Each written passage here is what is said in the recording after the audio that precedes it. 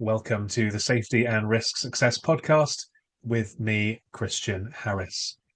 My guest today is Eric Michrowski, and we have a really deep conversation about safety culture, governance, and leadership. I certainly learnt a lot from this, and I'm sure you will too. One thing I really want to highlight is Eric's framework around heart, head, and spine when it comes to how to lead in safety. And I think you'll definitely get a benefit from that. So look out for that as part of the conversation. If you get value from this, we'd really appreciate likes, comments, shares, etc. on social media. Do hit subscribe on your podcasting platform or on YouTube. And please do give us a review. That's really, really appreciated. It makes me smile. It gives the opportunity for other people to learn about the podcast. And if you mention a guest in your review as well, it'll definitely make them be happy as well. Hope you enjoy this conversation with myself and Eric. Safety culture, governance, and leadership. Cheers. Welcome to the Safety and Risk Success podcast with Christian Harris. We believe that proactive safety and risk management powers business performance. Each week we explore this theme, sharing guests, stories, insights, trends, hints and tips. You can find us on all the major podcasting platforms, and video versions are available on YouTube. But for now, let's join the conversation with Christian. Great to have you on the podcast today, Eric. Excellent. Thank you for having me, Christian. It was good to connect on my podcast not so long ago. Yeah, reciprocal arrangement here. We'll get into your podcast at the end. I'll make sure to plug your podcast. But I was, really pleased to have that conversation. And even I appeared in the year in review episode as well. You did. There we go, getting famous all over the world through safety. It's great. To start with, tell us a bit about your sort of backstory into safety, because I think it's a really interesting story. Yeah, so I started many moons ago in a legal field. So I was going to be a lawyer. That was my plan. And just before graduation, supposed to do some work with a law firm, and started working in a personal injury case. And essentially, it was somebody who had gone seriously injured that was on benefits, and the insurance company had essentially found that he was chopping lumber and throwing it above his head into the back of a pickup truck, yet he was immobilized and couldn't do any other work arrangements. And so the argument he wanted to say is that even if the tree was maple tree, he wanted it to be balsam tree, and it's not balsam tree because then it's light. And then it was supposed to be that he was miraculously cured that day of the pictures, and there was no backstory. So anyways, I helped prepare the case and figured I would never do this again, that this was not ethical work. But there were people who were legitimately getting injured, so there's a much better, higher cause, which is working for people and helping people not get injured. So that's really where I started. From there, I went into aviation, spent almost a decade in safety in the aviation space, and that's where my journey in safety started. Fantastic. Yeah, I mean, that is terrible, isn't it? Somebody would do that, but sadly, those things do happen far too much. It's shocking. Unfortunately, yes, but there's also a lot of people who do get seriously injured in workplaces, people who have life-altering events. And so putting it towards that is much more beneficial. I mean, one of the things that for me is shocking is if we think about the last 15 years, this is US statistics, but it's fairly common across the world, is big decrease in injuries, but no decrease in fatalities in the workplace, almost the same number. So there's some significant issues that still need to be unpacked and solved for. Yeah, absolutely.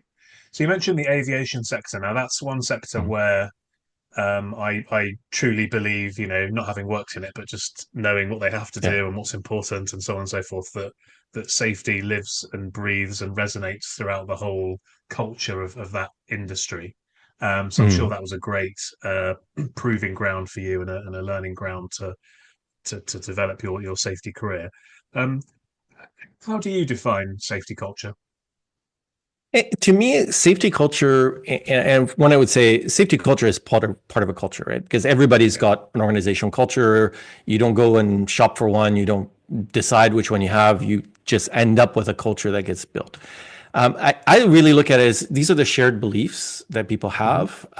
It understands, do we have a commitment to prioritize safety? Right? You mentioned aviation. I remember to this day, and this I'm going to date myself, but to this day, it was on a blackboard and in chalk, they wrote on the first few minutes of when we started in orientation, safety in big capital letters. And then there was a huge line, and then they said customer service, on-time performance, and the other priorities of the organization, right? And it was essentially saying safety is permission to play. And at the time, it was very easy to say, if a plane goes down, significant risk to the existence of that organization. And so it was clearly defined that it's not even a priority. It's not even one and multiple, that's permission to play. So essentially a value, right? So that becomes this element of, yes, safety is prioritized in what we do. So it's how I perceive it, how we proactively communicate about safety. Is there fear of retaliation if I say something, if I stop working? And so these norms that make us drive decisions is essentially what I would characterize as culture. So if I have a good culture, then I'm going to put discretionary effort towards safety. And so that's where it becomes so critical in my mind.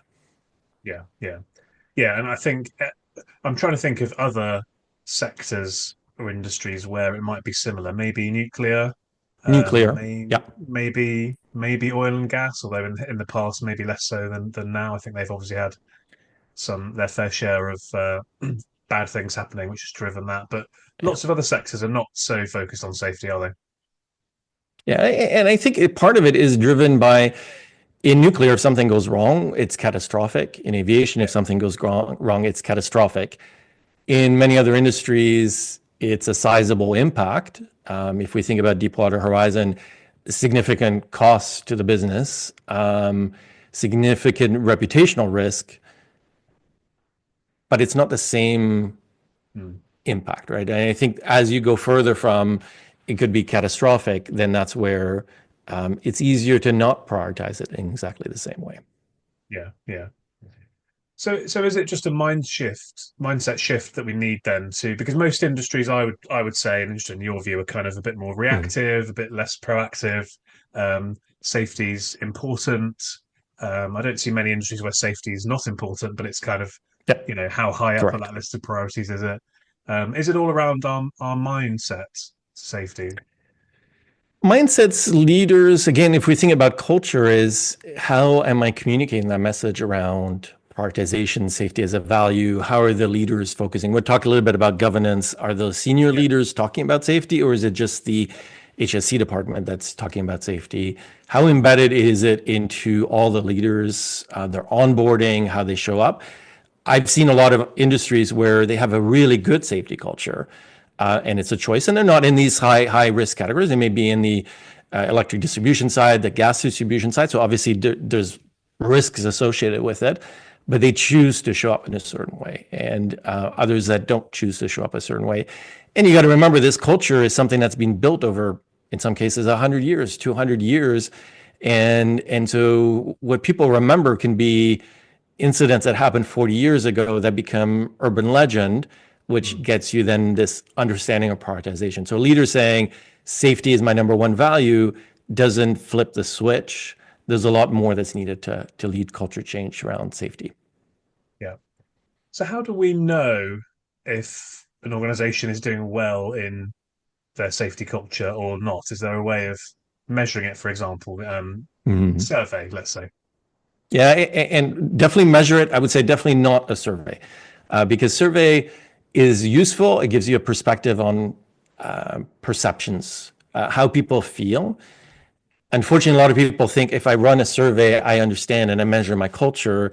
And I would argue it's not, right? So there's probably familiar this concept of Shine had a culture model, and he talks about really you've got to look at what are the artifacts. So you've got to start looking around saying, okay, what are the systems, symbols, behavior, language, what's visible out there that represents a culture? You now need to deduce essentially what are the values that are within the organizations. So the attitudes, the perceptions, the beliefs. that are present, which that you can get from focus groups and interviews when you're trying to understand what's going on. And then you need to understand what are the real motivators, the view of reality, right? So I remember in a focus group we were running, people were sharing a story from a CEO from 40 years ago who did some atrocious things as a CEO. And nobody in that room had been around for 40 years, but it was still the perception of that's how they look at safety here. And so it's not always logical. And that's where the surveys are useful, but they don't give you that view. I think you really have to get into that understanding, walking to see the artifacts. You've got to do focus groups and interviews. And then you're trying to connect dots between actions and ultimately the why behind people are taking those choices. Yeah.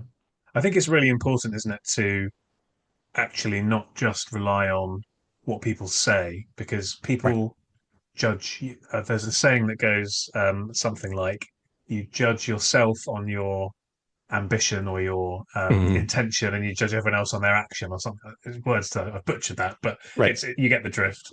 So Yeah. we might feel we're doing a good job, but are we actually doing a good job? Are we walking the talk? Are we walking the talk? Are people seeing it? Is it consistent? The other part I would say is one piece I've been noticing that's quite interesting is even if we talk about one culture, you often have subcultures or microcultures, right? So particularly if you're a fairly dispersed organization. I know when you were on my podcast before, you talked about retail or restaurant type environments as an example. Perfect environment where you can have a subculture that's very different from one location to the other. If we think Yeah. about a utility, they can have a huge service territory. I had somebody on my podcast talk about really good utility they were working with, working for, and the culture that was generally quite good. But in their location, the leader basically said, "Are you a man or are you a mouse?" when he identified a risk. And the union rep said the same thing. And so you could have a great culture overall, but in a location, you could have some different motivators, different actions occurring, particularly if you're dispersed. So I think those two elements are also important to understand. Hmm. And what would be then some of the sort of lagging indicators that we might see with a good safety culture versus a not so good safety culture? How would that be sort of shown in terms of some of the metrics that we might measure? Yeah, I think the metrics for the leading indicators, I think that's where the surveys can become useful predictors of future performance. Because you can start particularly understanding the differences between locations. Are there differences here where maybe the leader is not talking about safety, maybe prioritizing productivity over safety? That's where I think the surveys become useful as a leading indicator. Lagging indicator, I would say, is probably one of the biggest performance predictor is going to be the cultural norms, because if I'm doing my own work, I'm making a choice based on what I think people want, right? So I talk about in aviation, one of the things that was the most impactful for me from a learning standpoint is I heard about safety first. It was the most critical piece. And then at one point in time, I shut down a big part of our operation because I perceived there was a risk. It was late in the evening. The information I had told me there was a risk, and I shut down part of the operation. Next day, we discovered there was really no significant risk with much additional data that wasn't available the night before. Things were okay. And so I thought I was going to get terminated. It was going to be my last day coming to work. There were people in the airport operation who wanted me gone because they said, "You basically cost us all these hundreds of thousands of dollars." But instead, the COO flew down, came down and very publicly gave me an attaboy, basically saying, "You did the only right thing in this instance." And so that is one of those sign symbols of sharing, but it reinforces to me saying, yeah, when you say I can stop work, you mean it, right? It wasn't frivolous, the decision making, but it was public so that he was also showing to others that this is what it should look like. Yeah, yeah. That must have been, quite a tumultuous 24 or 48 hours for you. It definitely, but I think in retrospect, I often say to executives, like, how often have you done this? Because for me in my early 20s, that shaped my thinking. And it reinforced from a cultural standpoint that when you say safety and you put a line below it, you mean it. And the others who observed it also got that reinforcement that it is real. Yeah. Yeah. Yeah. That's great to hear. You hope to hear things like that, don't you? But you don't often Right. hear them. So I think it's a great story and great experience to have lived through. Right. When it comes to building the right kind of safety culture, how important is it Mhm. for us to be proactive in our safety risk management? I think incredibly important, right? Because it's ultimately, and this is, I think, the list when you're looking at risk management and culture is it's a key. The two pieces are completely intertwined because a good culture is constantly reducing risk, and that's also showing that we're investing in that risk mitigation. So if I'm addressing some of those risks, it reinforces some of the mental models that people have in terms of the value that's placed on safety within the business. So really, really key in terms of sending those sign symbols. But at the end of the day, you eliminate risk, one, by getting people making the right choices, decisions, which is the culture.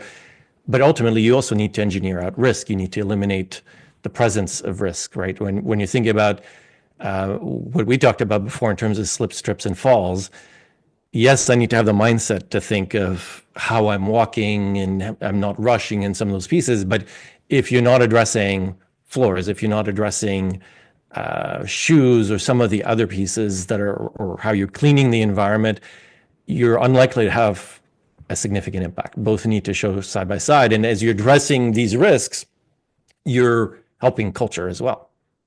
Yeah, yeah. Environment dictates performance is the phrase that I like to use when it comes Absolutely. to that. And obviously, environment means the physical environment, but also means the culture as well, doesn't it? Because that's the Yeah. environment in which we're working. Yeah, absolutely. So I think part of it is where measurement becomes important is I need to understand where I'm at from a Yeah. cultural standpoint and help build a strategy around how I'm going to address it. I talk about this as essentially how do you mobilize the organization around the change? And if you don't understand the current state, you can't plan for your future state that you're trying to build. If you don't know what's driving decision making, then you can't drive any changes. You can't target any improvements. You're just randomly doing stuff and hoping for something to work. So that's where I think measurement becomes important, not as a metric so much, although there can be some interesting leading indicators there, but more to understand how do I get the leadership team to align on where we're going to go. And from there is where you start thinking about, okay, what am I trying to change? How do I create change ambassadors across the organization that are going to champion whatever change I want to do? How do I build the capabilities within the business I want to have? And then how do I experiment? Because it has to be agile, it has to be an experimentation approach. It has to include some of the risk items we talked about before. Yeah. But the part that most organizations are challenged with, what I tend to see is how do I embed it? So they do a lot of work in terms of driving change. Sometimes they understand where they're going, usually, which is good. They drive some change, but then unless you actually think about how do I actually embed this, you're forcing an organization to change 50, 100 years worth of shared learning, and you're expecting that a training program or some activity you're doing is going to change it, it will fail. And so that's where you've got to be very intentional to say, okay, how do I push through the resistance? How do I make sure it gets embedded into the DNA? How does it get reinforced? Is it in the performance reviews of leaders in terms of how you're reinforcing the right actions, the right choices? Are we recognizing the leaders, for example, that went out and recognized a person who stopped work? And then how do I build it into my systems, right? So that's the part that tends to be missed is I do a training program, but training doesn't change culture. It's just education. Yeah. Yeah. My experience is that often the top levels of organizations are kind of bought in, and the bottom levels of organizations are bought in Yeah, because they're the ones that are doing the work where they're of course. Yeah, exposed to the risk, and it sort of often gets lost in the middle somewhere. Would you agree that that's common? 100%. It's often called the clay layer or the concrete middle where things don't change. And if we think about it, it makes sense because one, they're not as impacted. I would say it's probably one of the functions, the groups that also they're not impacted by the events, but they're also the most impacted by the change, right? So part of what you're trying to do from a cultural standpoint is more grassroots engagement and involvement. So that sounds all great and wonderful. It's empowering for frontline team members, but it can be disempowering for middle leaders, right? Because now you're removing my decision-making authority. You've passed it a few layers below me, which means my role may not be insignificant, but you can get this narrative of you diminishing my sphere of influence, my sphere of control. And so you're moving, I hate to use the analogy, but you're moving the cheese, to use the expression from the book, from that audience more so in a way that's not necessarily positive. And so that's where you need to really push through, reinforce. That's where, when we're thinking about the measurement system, how does it get reinforced at that level? Sometimes what I've seen in some environment is that middle management is protecting some leaders that probably shouldn't be here, that are toxic. And so are we creating enough incentive to remove the toxicity from the work environment? Mm-hmm. Yeah, and that piece around actually them being the ones that have to change the most, I hadn't thought about that before. So that's a really interesting way of pondering on this situation. And it makes me think of the old adage of, who wants change, and everyone puts their hand up. Who wants to change, and nobody puts their hand up. Nobody So I does. can see how that Yeah. would be, that would be causing a lot of friction. And Mhm. they're the people as well in that middle management area that they control the P&Ls, and Yeah, they can really put the handbrakes on things, can't they? absolutely. And it also influenced by others, right? So for example, when you talk about the P&L, they're also the ones who are getting the most pressure from finance to make a budget. And so are they comfortable advocating that, hey, if you take these costs out, this is a potential impact on the business long term? And are you having the right dialogues in that space? Because finance isn't going to start understanding the implications of a P&L change. And where I've seen this is in training development costs, right? So it's very easy to say, let's slash training development costs. Or let's limit how many promotions, if we think about apprenticeship type roles in high risk industries, where we limit the number of people that are progressing in difficult times. And then when you turn the switch back on, then you have less experience. You end up with people that have a lot less knowledge, maybe less experience with hazards, suddenly getting elevated to other roles. And so it feels like a small change. I've just paused promotions, or I've just paused training, but the implications can often be felt 7 to 10 years down the road. And so you need that leader to advocate for those budgets. Yeah. And that's where the governance piece, I guess, starts to come in. How do we've decided that we need to improve in this area. We have an aspiration. We kind of have a vision of where we want to go, but how do we actually deliver on that vision is not as easy as putting that vision together in the first place. No, and I think this is where what I've seen in the best organizations is governance happens very effectively at two levels. So one is at a leadership level, so senior leadership level. So where I tend to advocate is there should be a table where the CEO is having a conversation around safety at least monthly or bi-monthly, right? As CEO, and ideally all the direct reports, to say, okay, where are we going? How are we sending a message around safety being not a priority, but a value? They need to start demonstrating that we're personally committed to doing it, we're role modeling it. So are they spending the time in the field interacting with people to understand things? I had this conversation with somebody the other day, is how often does the CEO show up in the field to just listen to what the risks, the hazards are? It takes a lot of prioritization. I've seen some leaders at senior levels in very large organizations that go out every week in the field to just listen, to hear, to understand challenges.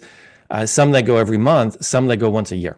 And obviously there's a huge difference in terms of the impact in those cases. So how are we championing this? How are we driving the decision-making around safety? Are we transparent and accountable around where things are going? So then it becomes no longer the HSC program, it becomes the C-suite's program. Yeah. The other level of governance, which I've been working on as well with some organizations, as at the board level.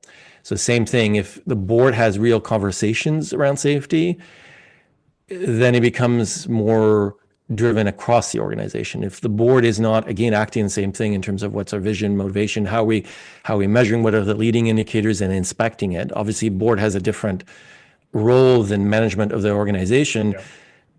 but then they bring emphasis and focus for the leadership team. And I think that those two levels are incredibly important. Most important, I would say, is the C-suite. Is it the worst scenario you could have is HSC becomes HSC's program and it's diluted somewhere in operations that nobody talks about. It needs to be elevated. So it becomes, if we want to drive cultural change, it becomes key. And then the board is really important as well. Yeah. So the level of the board, that really interests me because, in larger companies, many of those members of the board are going to be quite detached from the operational Right. comings and goings of the business. So how do you sort of recommend people try to achieve that? Is it sort of a buddy system? Is it kind of proactively approaching the board, if you're in that HSE function, to try and educate them and talk about the value of safety? How do you go about that? I think it's very much, at the end of the day, number one is it has to be a topic that gets pushed, so that the CEO can have influence in terms of what is the agenda and the conversation.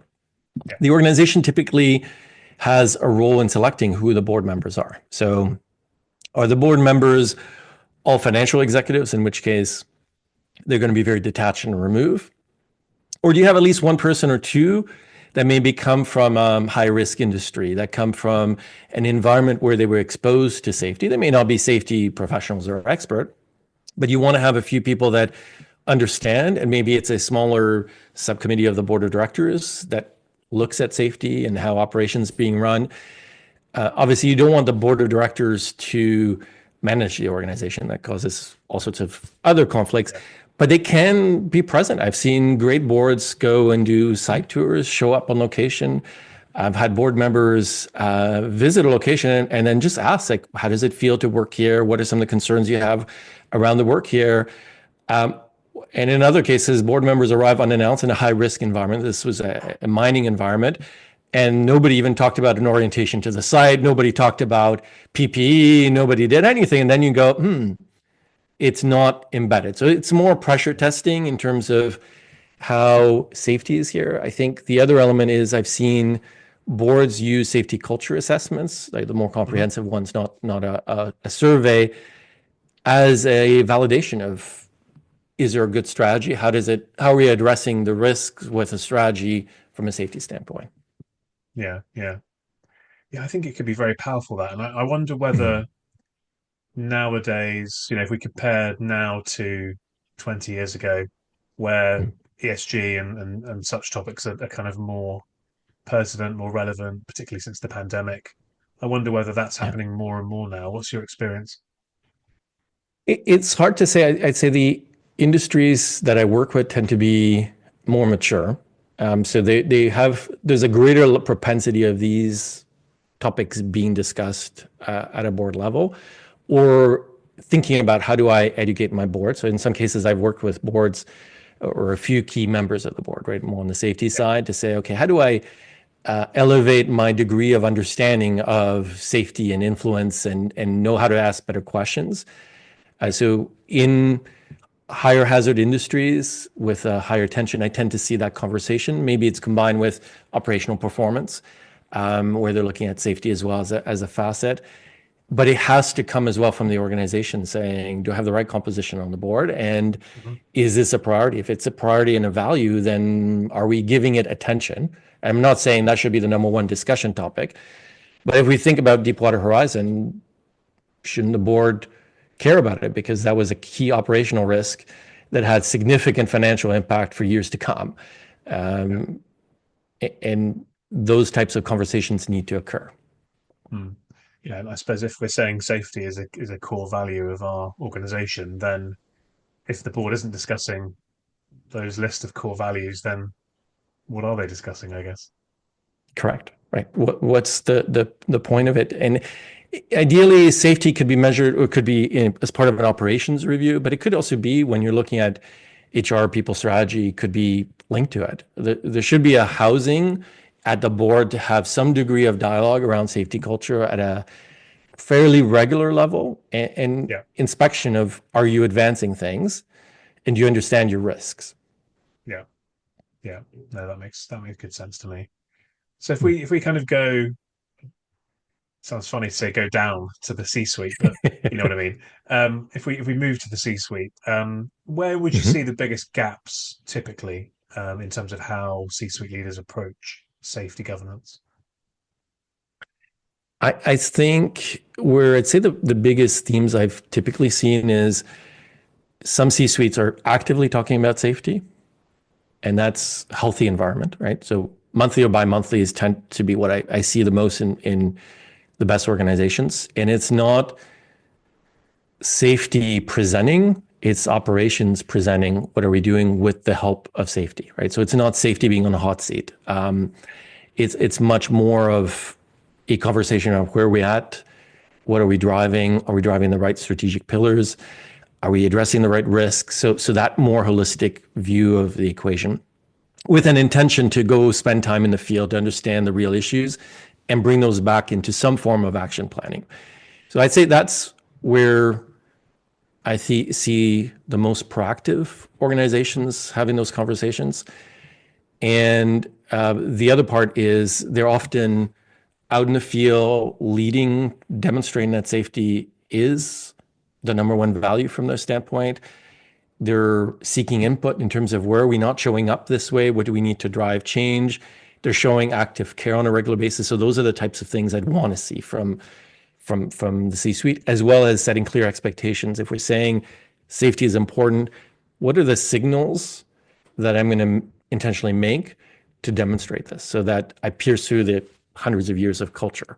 The signals could be, I had a board meeting, but I decided to come here to prioritize this. Or I could be with investors, but I've showed that we have a big celebration around maybe some improvement projects that have been run by frontline team members to improve safety. I prioritize to show up there over the investors, right? And maybe I'm going to talk that through, but then I'm demonstrating the prioritization. The CEO that flew down to see me, that's a intentional prioritization that's occurring. And so how are we driving this on a regular basis in the business? Mm.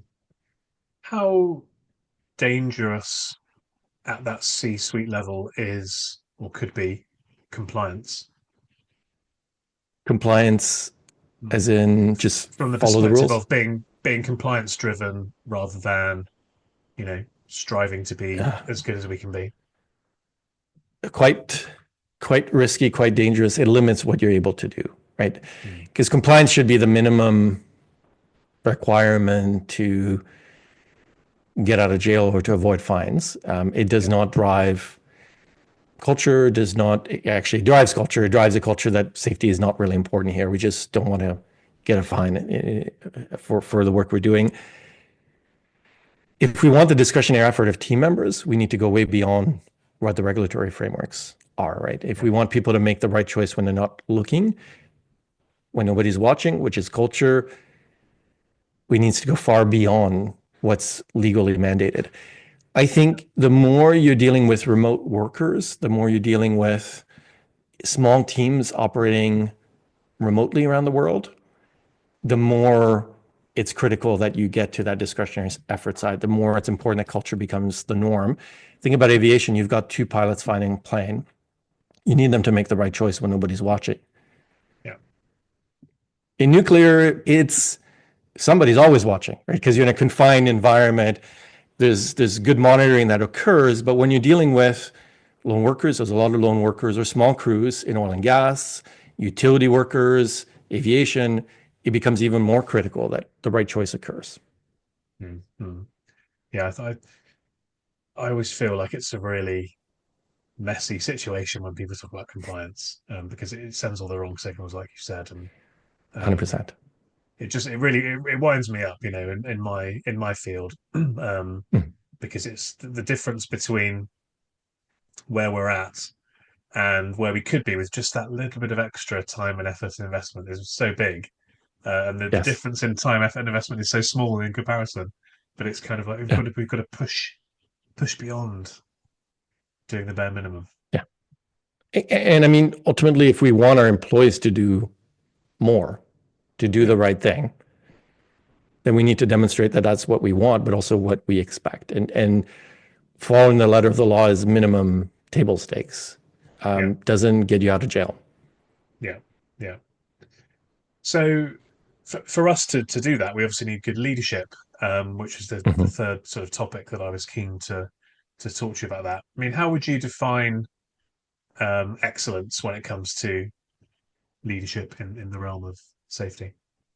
Yeah, great question. And I think there's multiple ways you can do it. There's complex ways where you're looking at competencies and you're trying to define the exact competencies. But if I really try to boil it down to the essence, I think is I like to use the analogy of leading with head, heart, and spine.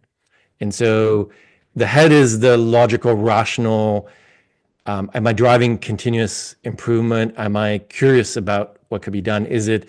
Am I aware of the risk that are present? Am I mitigating them proactively? What am I doing to prevent them? So it's really intellectually, do I understand safety and do I know how to drive it? And so that's kind of table stakes. The heart to me is, am I humble? Do I show active care?